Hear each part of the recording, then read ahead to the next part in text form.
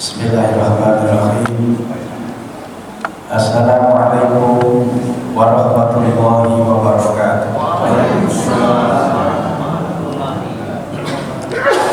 Alhamdulillah wa syukurillah ala ni'matillah wal hidayah wal karim wal barakah wal rahmah. La haula wa la quwwata illa billah. Allahumma sholli wa sallim ala Nabiina Muhammad bin Abdillah wa ala alihi wa ashabihi wa man tabi'ahum bi ihsanin ila yaumil qiyamah. Amma ba'du. Qala Allah ta'ala fi kitabil karim, a'udzu billahi minasyaitonir rajim. Bismillahirrahmanirrahim. Ya ayyuhalladzina amanu kutiba 'alaikumus shiyam kama kutiba 'alal ladzina min qablikum la'allakum tattaqun. Qala Rasulullah sallallahu al-jannatu mustaqatun illa arba'ati nafar. Talil Quran wa hafiz lisan wa mud'in muti'an wa shaym fi syahr Ramadan. Sadaqallahu alazim. Jamaah salat Isya dan salat tarawih Masjid An-Nur yang dirahmati Allah Subhanahu wa taala. Allah mewajibkan kita puasa tidak hanya menahan lapar, haus ataupun hubungan suami istri. Oleh karena itu Imam Al-Ghazali membagi puasa itu kepada 3 kelompok. Ada puasa kelompok awam, yang puasanya hanya menahan lapar, menahan haus, dan menahan hubungan suami istri. Sah, ya sah, kalau sekedar sah. Tapi itu kategorinya adalah, kalau dalam kursus bahasa Inggris berarti itu basic, puasa basic. Al-Ghazali disebutnya puasa awam. Yang kedua, menurut Imam Al-Ghazali adalah orang-orang yang berpuasa khos. Kalau level bahasa Inggris disebut dengan intermediate, kelas menengah. Di samping puasanya menjaga lapar, haus, juga hubungan suami istri, tapi juga bisa mengendalikan mata, telinga, tangan, apalagi lisan, gitu. Nah, ada yang ketiga, kelas advance, kelas khawasul khawas, kelas yang high class gitu ya, kelas tinggi. Itu orang yang berpuasa di samping tadi level pertama, level kedua, tapi juga hatinya berpuasa. Tema kita kali ini adalah menjaga lisan dan jari jemari di zaman media sosial. Menurut saya ini puasa menjadi momentum yang paling baik di bulan Ramadan ini untuk bisa mengendalikan ucapan mereka di lisan. Baru sekalian, ada pepatah Arab yang mengatakan ini, salamatul insan fi hifzil lisan. Keselamatan seseorang amat sangat bergantung kepada menjaga ucapan. Tentu kata menjaga ucapan dalam konteks kekinian tidak hanya ucapan dalam arti lisan. Ucapan juga bisa jadi dalam arti tulisan, ditulis di gadget, ya, di WA, atau di Facebook, atau di Instagram. Itu bagian dari kata wahafizil lisan. Ada orang yang celaka cuma gara-gara ucapannya. Ada orang yang selamat juga gara-gara ucapannya. Kita sebut saja misal, orang yang celaka karena ucapannya. Dalam sejarah Islam kita kenal dengan Abu Thalib, paman Rasulullah SAW, yang begitu mencintai Rasulullah sebagai ponakannya. Detik-detik terakhir beliau akan menghembuskan nafas, Rasul membisikkan di telinga kanannya, bahasa kitanya mentalkin, menuntun, mengajari. Paman, kau ucapkan kalimat ini.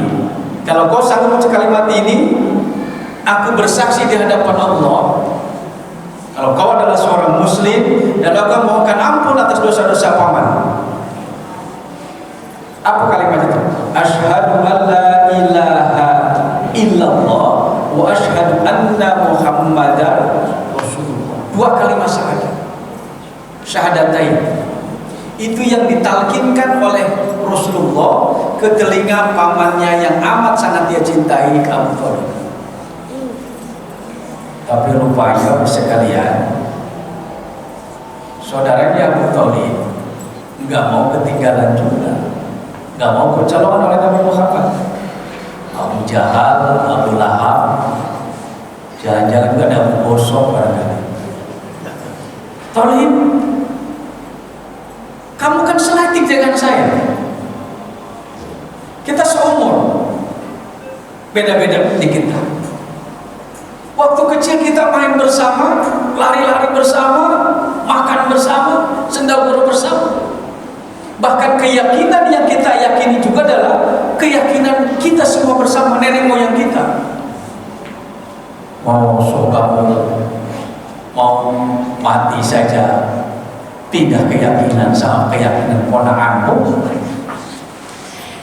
Yang waktu kecil kamu yang urus, malu dong. Jadi malunya ini yang kemudian menjadi gong supaya Abu Thalib malu. Maka akhirnya apa yang keluar dari ucapan Abu Thalib? Saya berpegang teguh kepada agama nenek moyang saya. Apa yang terjadi? Nabi Muhammad menangis. Kemungkinan menangisnya yang pertama, Rasul tidak sanggup mengisahkan pamannya yang amat sangat mencintainya, membela mati-matian dari penganiayaan kaum musyrikin Makkah. Abu Thalib tidak segan-segan pasang badan, selama aku masih hidup jangan berani-berani mengganggu ponakanku. Walaupun kami berbeda keyakinan, tapi aku akan membela mati-matian ponakan Muhammad ini, anak dari kakak Abdullah. Tapi detik terakhir, ketika dia menghembuskan nafas, dia tidak sanggup mengucapkan dua kalimat syahadat. Andaikan saja bisa, insya Allah surga jaminannya.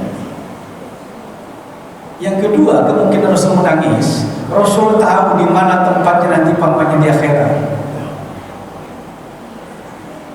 Karena orang-orang musyrik sudah jelas tempatnya kan. Itu yang buat Rasul menangis. Akhirnya Rasul, aku akan mohon ampun kepada Allah wahai pamanku selama Allah belum menegurku. Berdoa Rasulullah, minta ampun untuk pamannya. Tapi apa yang terjadi? Jibril turun membawa wahyu Quran surat At-Taubah ayat ke-113. Tidak pantas bagi seorang nabi dan orang-orang yang beriman memohonkan ampun kepada Allah bagi orang-orang yang jelas-jelas musyrik, walaupun dia adalah kerabatnya, keluarganya, sanak familinya dan seterusnya. Nangis gara-gara ucapan celaka masuk neraka.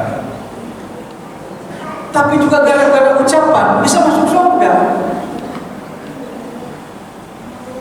Kan Rasul bilang dalam sabdanya yang diriwayatkan oleh Imam Abu Dawud, kata Rasulullah, qala Rasulullah SAW, Man kana akhiri kalamihi bila ilaha illallah dakhalal jannah. Siapa saja orang Islam yang ketika dicabut nyawanya, ucapan yang keluar adalah kalimat la ilaha illallah, dimasukkan ke dalam surganya. Oleh karena itu Rasul mati-mati kan kepada kita yang umat Islam. Jika ada keluargamu, sanak familimu, handai tolanmu sedang sakit kritis, jangan tinggalkan jauh-jauh. Bisikan di telinganya, lakinu ala mautakum bila ilaha illallah. Tuntun, bimbing, talqin saudara-saudaramu, keluargamu yang akan meninggal dunia itu dengan ucapan la ilaha illallah. Supaya apa? Dakhalal jannah. Gara-gara ucapan bisa masuk neraka, gara-gara ucapan bisa masuk surga. Oleh karena itu tepat sekali tema kali ini adalah menjaga lisan. Lisan dalam konteks kekinian tidak hanya ucapan, tapi juga tulisan di media sosial. Sehingga Rasul pun juga mengatakan dalam hadis-hadis lainnya itu ada 4 kelompok manusia walaupun diperdebatkan oleh para ulama hadis. Ini bisa dicek dalam kitab Dzurratun Nasikhin. Al-jannatu mustaqwatun ila arba'ati nafar. Surga merindukan kedatangan 4 kelompok manusia. Kalau manusia rindu pada surga, itu biasa. Tapi kalau surga rindu kepada manusia, ini manusia luar biasa. Siapa itu? Kata Rasulullah, taliyul Quran, orang yang gemar membaca Al-Quran. Jadi ucapan kita dijaga itu lebih baik daripada gosip, gunjing, fitnah, marah-marah. Lebih baik baca Al-Quran. Hal ini didukung oleh hadis lain dari Rasulullah SAW. Iqra'ul Quran fa innahu ya'ti yaumil qiyamah syafi'an li ashabihi. Wahai umatku, bacalah oleh kalian Al-Quran, fahami isi kandungan ayatnya, amalkan dalam kehidupan nyata, karena semuanya nanti Al-Quran akan datang membela kalian, orang-orang yang gemar membaca Al-Quran. Ya Rasul setiap bulan Ramadan tadarus membaca Al-Quran di hadapan malaikat Jibril. Oleh karena itu, untuk bisa menjaga lisan daripada kita gosip, daripada kita ghibah, lebih baik membaca Al-Quran. Yang kedua, kata Rasulullah, wa hafizil lisan. Orang yang dirindukan kedatangan ke dalam surga menurut hadis ini adalah orang yang sanggup menjaga ucapan, menjaga lisan. Kan dalam hadis saya katakan, falyaqul khairan aw liyasmut. Boleh kita ngomong, kata Rasul, ngomong yang bagus-bagus saja. Kalau nggak bisa, us menengah lah, kira-kira gitu. Diam saja itu lebih baik ketimbang ngomong tapi membuat gaduh. Tentu ngomong dalam konteks kekinian sekali lagi bisa menulis di chatting, di Instagram, di WA atau di mana, di X gitu ya, yang dulu Twitter itu. Ini kan gara-gara ucapan, gara-gara tulisan bisa jadi bahaya. Dulu pernah ada seorang jurnalis yang kemudian memuat berita hasil penelitiannya, katanya memposisikan Nabi Muhammad pada urutan ke-11 di antara orang-orang yang paling berpengaruh, orang yang dicintai. Ini orang Indonesia yang tulis. Orang Islam nggak terima, diadu pengadilan, ditangkap, di penjara. Gara-gara chatting, gara-gara tulisan, gara-gara ucapan. Salman Rushdie, pemerintah Iran sampai sekarang belum mencabut siapa yang bisa memenggal Salman Rushdie yang mengatakan ayat-ayat setan terhadap Nabi Muhammad Al-Quran itu. Ini gara-gara ucapan. Hati-hati. Maka oleh karena itu ucapan bisa membuat orang selamat, bisa membuat orang celaka. Maka Rasul katakan, "Falyaqul khairan aw liyasmut." Yang berikutnya, apa itu? Wa mut'imul ji'an, orang yang puasa Ramadan. Orang yang suka memberi makan orang yang lapar. Bulan Ramadan kita lapar, kemudian ada orang yang dermawan memberi makanan di waktu berbuka, itu luar biasa Pak. Berikutnya, wasoimu fi syahri Ramadan, orang-orang yang berpuasa di bulan Ramadan. Itu termasuk kelompok juga bersyukur. Kembali ke tema kali ini, wahafizil lisan, daripada kita membuat kata-kata, membuat tulisan di medsos yang membuat orang tersinggung, membuat gaduh, lebih baik baca Al-Quran, lebih baik berzikir. Quran surat Al-Ahzab ayat 41 dan 42 Allah berfirman, ya ayyuhalladzina amanu uzkurullaha ya ayyuhalladzina amanu uzkurullaha dzikran katsiran wasabbihuhu bukratan wa asila. Wahai orang-orang yang beriman, berzikirlah kepada Allah sebanyak-banyaknya dan bertasbihlah di waktu pagi dan petang. Jadi menjaga lisan itu lebih baik kita baca Al-Quran, lebih baik kita berzikir atau berkata yang benar.